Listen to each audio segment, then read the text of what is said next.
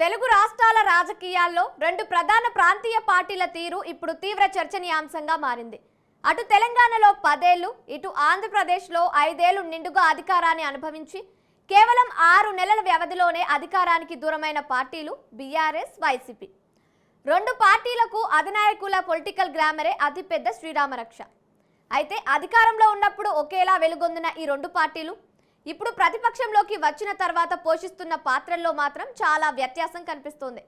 ఎందుకని బీఆర్ఎస్ పోషించినంత సమర్థవంతంగా వైసీపీ ప్రతిపక్ష పాత్రను పోషించలేకపోతోంది? జాతీయ అంశాల్లోనూ మౌనం వహిస్తున్న వైఎస్ఆర్ కాంగ్రెస్ పార్టీ భవిష్యత్తులోనైనా తన వ్యూహాన్ని మార్చుకుంటుందా? Let's watch this story.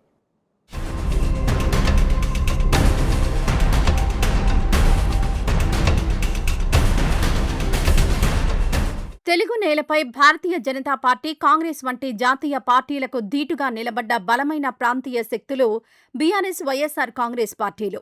ఈ రెండు పార్టీల పుట్టుక, ఎదుగుదల, రాజకీయ ప్రయాణంలో అనేక ఆసక్తికరమైన సారూప్యతలు కనిపిస్తాయి. తెలంగాణ ప్రత్యేక రాష్ట్ర ఉద్యమ సారథిగా, అసాధారణ పట్టుదల కలిగిన నాయకుడిగా కేసీఆర్ చరిత్ర సృష్టించారు. తన వ్యూహాత్మక నాయకత్వంతో బీఆర్ఎస్ పార్టీని వరుసగా 2 సార్లు అధికార పీఠంపై కూర్చోబెట్టారు. మరోవైపు ఆంధ్రప్రదేశ్లో వైఎస్ జగన్మోహన్ రెడ్డి కూడా తిరుగులేని పొలిటికల్ గ్లామర్తో జనం నీరాజనాలు అందుకున్నారు. ఒంటరి పోరాటంతో పార్టీని స్థాపించి బంపర్ మెజారిటీతో అధికారంలోకి తీసుకొచ్చారు. అయితే కాలచక్రంలో కేవలం 6 నెలల వ్యవధిలోనే ఈ రెండు పార్టీలు ఎన్నికల్లో ఓడిపోయాయి. నిండుగా అధికారాన్ని అనుభవించిన ఈ రెండు శక్తులు ప్రస్తుతం ప్రతిపక్ష పాత్రకు పరిమితమయ్యాయి. అయితే ఓటమి తర్వాత ఈ రెండు పార్టీలు అవలంబిస్తున్న రాజకీయ వ్యూహాలు, ప్రజా సమస్యలపై స్పందిస్తున్న తీరును రాజకీయ పరిశీలకులు నిశితంగా గమనిస్తున్నారు. తెలంగాణలో బీఆర్ఎస్ ప్రదర్శిస్తున్న రాజకీయ పటిమకు, ఏపీలో వైసీపీ పోషిస్తున్న విపక్ష పాత్రకు మధ్య ఉన్న వ్యత్యాసం ఇప్పుడు రెండు రాష్ట్రాల్లోనూ పెద్ద హాట్ టాపిక్గా మారింది.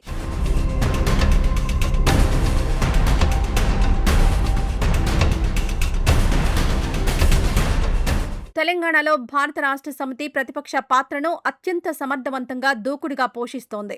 శాసనసభలో కాంగ్రెస్ ప్రభుత్వాన్ని నిలదీసేందుకు సరిపడా సంఖ్యాబలం బీఆర్ఎస్కు సొంతంగా ఉండడం ఆ పార్టీకి అతిపెద్ద బలంగా మారింది. సభ జరిగిన ప్రతిసారి ప్రజా సమస్యలపై, ప్రభుత్వ వైఫల్యాలపై గులాబీ నాయకులు గట్టిగా తమ వాదనను వినిపిస్తున్నారు. అధినేత కేసీఆర్ అసెంబ్లీ సమావేశాలకు ప్రత్యక్షంగా హాజరు కాకపోయినా వర్కింగ్ ప్రెసిడెంట్ కేటీఆర్, సీనియర్ నేత హరీష్ రావుల నాయకత్వంలో ఎమ్మెల్యేలంతా అధికార పార్టీని ఉక్కిరిబిక్కిరి చేస్తున్నారు. కేవలం చట్టసభలకే పరిమితం కాకుండా బయట ప్రజాక్షేత్రంలోనూ బీఆర్ఎస్ అగ్రనాయకత్వం నిత్యం జనంలోనే ఉంటోంది. మాజీ మంత్రులు, మాజీ ఎమ్మెల్యేలు, నియోజకవర్గ ఇన్ఛార్జీల నుంచి మొదలు పెడితే ద్వితీయ శ్రేణి నాయకత్వం వరకు ప్రతి ఒక్కరూ రోడ్డుకెక్కి పోరాట బాట పడుతున్నారు. కేటీఆర్, హరీష్ రావులు జిల్లాల వారీగా విస్తృత పర్యటనలు చేస్తూ స్థానిక సమస్యలను, రైతుల ఇబ్బందులను ఎప్పటికప్పుడు ప్రస్తావిస్తున్నారు.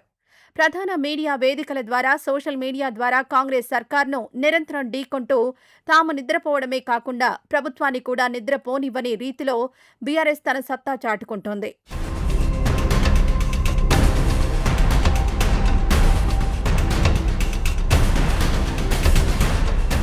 ఆంధ్రప్రదేశ్ విషయానికొస్తే వైఎస్ఆర్ కాంగ్రెస్ పార్టీ ఎన్నికల ఓటమి తర్వాత ఇప్పుడిప్పుడే క్షేత్రస్థాయిలో యాక్టివ్ అయ్యేందుకు ప్రయత్నిస్తోంది.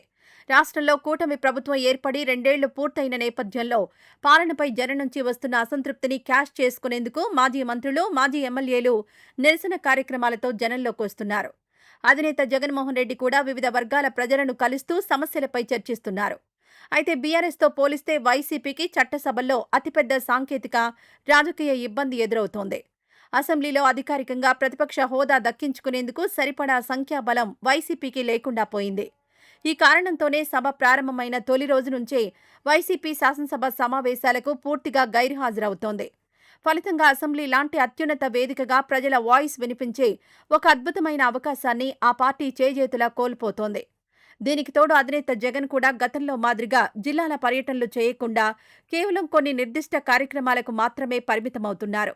పార్టీలో జగన్ తర్వాత ఆ స్థాయిలో ప్రభుత్వాన్ని ప్రశ్నించగల బలమైన 2వ శ్రేణి నాయకత్వం లేకపోవడం కూడా వైసీపీకి క్షేత్రస్థాయిలో అతిపెద్ద మైనస్గా మారుతోంది.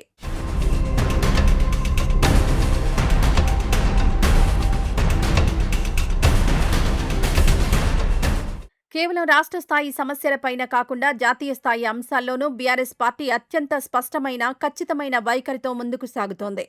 కేంద్రంలో అధికారంలో ఉన్న నరేంద్ర మోదీ ప్రభుత్వ విధానాలను వ్యతిరేకించడంలో గులాబీ పార్టీ ఎక్కడా రాజీ పడడం లేదు. భవిష్యత్తులో జరగబోయే నియోజకవర్గాల పునర్విభజన ప్రక్రియ అయినా, జనాభా లెక్కల ఆధారిత సర్ ప్రక్రియ వంటి సున్నితమైన అంశాలైనా బీఆర్ఎస్ తన స్టాండ్ను కుండబద్దలు కొట్టినట్లు చెబుతోంది. కేంద్ర ప్రభుత్వం ప్రవేశపెట్టే వివాదాస్పద బిల్లులను పార్లమెంట్ వేదికగా గట్టిగా వ్యతిరేకిస్తోంది. ఢిల్లీలో విద్యార్థుల ఆందోళనలపై పోలీసులు జరిపిన లాఠీచార్జ్ ఘటనను కేటీఆర్ తీవ్ర స్థాయిలో ఖండించారు. కేంద్ర మంత్రుల బాధ్యతారాహిత్యాన్ని ఎండగడుతూ రాజీనామాలకు డిమాండ్ చేశారు. రాష్ట్రంలో అధికార కాంగ్రెస్తో నిత్యం ఉప్పు నిప్పులా పోరాటం చేస్తూనే జాతీయ స్థాయిలో బీజేపీకి వ్యతిరేకంగా అంతే బలమైన గళం విప్పుతూ ఒక అసలైన ప్రాంతీయ పార్టీగా బీఆర్ఎస్ తన ప్రత్యేకతను నిలబెట్టుకుంటోంది.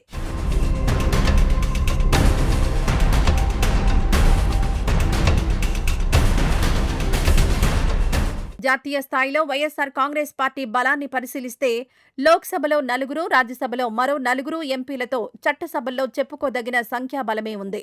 అయినప్పటికీ జాతీయ ప్రాముఖ్యత కలిగిన అంశాల మీద స్పష్టమైన వైఖరిని కనబరచడంలో వైసీపీ పూర్తిగా వెనుకబడి ఉందనే బలమైన విమర్శ ఉంది.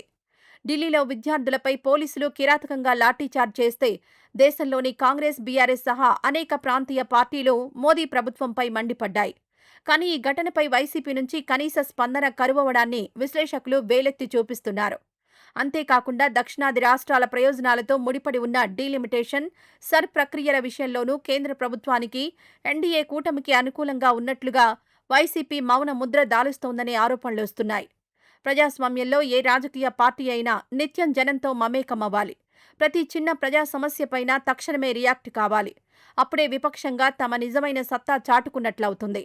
కానీ వైఎస్సార్ కాంగ్రెస్ పార్టీ మాత్రం ప్రస్తుతం ఏపీలో కొన్ని నిర్దిష్టమైన పరిమితులకు, రాజకీయ వ్యూహాలకు లోబడే తన ప్రతిపక్ష పాత్రను పోషిస్తోందని, ఇది పార్టీ భవిష్యత్తుకు శ్రేయస్కరం కాదని రాజకీయ పండితులు విశ్లేషిస్తున్నారు.